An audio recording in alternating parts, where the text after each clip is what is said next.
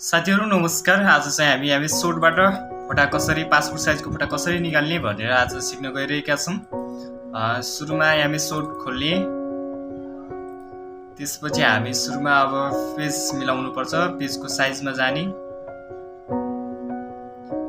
More paper साइजमा गएर यहाँ वेटमा गएर 6 र हाइटमा गएर 4 इन्टर गरिदिने अनि हाम्रो सानो पेपर आयो हैन। त्यसपछि हाम्रो इन्सर्टमा गएर फोटा पिक्चरमा गएर फोटा इन्सर्ट गरिदिने। अनि साथीहरु हाम्रो यता अनि फोटोलाई क्रोपिङ गर्नुको भन्दा अगाडि पहिला हाइट, त्यसपछि हाइटमा 1.6 र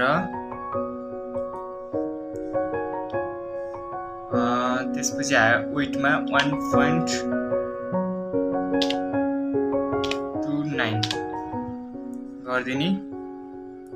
त्यसपछि इन्टर गरिदिने। अनि साथीहरु फोटाको क्रोप मिलाउने आएको छ हैन।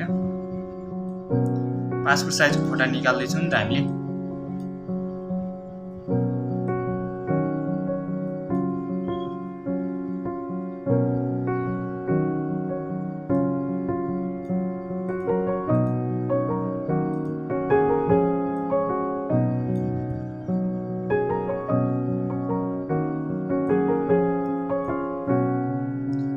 अनि साथीहरु फेरि फर्मेटमा गएर पिक्चर बोल्डमा गएर यो लगाउन सक्छौं हामीले।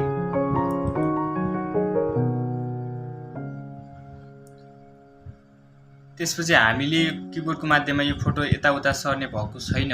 त्यसपछि टेक्स्ट राइटिङमा गएर इन फ्रन्ट अफ टेक्स्टमा गरेपछि हाम्रो फोटा यताउता सर्छ है।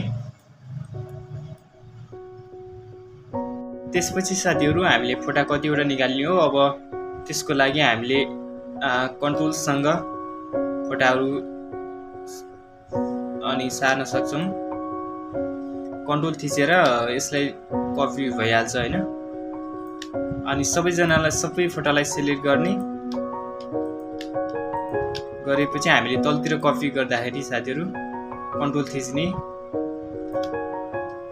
आयो। त्यसपछि अब हामीले फोटा हाम्रो पेपरमा निकाल्दाखेरि कस्तो देखिन्छ भन्दाखेरि हाम्रो पेपरमा देखिदा यस्तो देखिन्छ साथीहरु, चेन्ज भयो अहिले। त्यसपछि अब हामीले प्रिन्ट गर्दाखेरि प्रिन्टको अप्सनमा गएर यहाँ गरेर फोटा एउटा पेपरमा निकाल्ने हो, अलमै रहन दिने। त्यसपछि पेज अफ सिट 1 वटा भइहाल्यो। त्यसपछि ओके गरिदिने है त साथीहरु।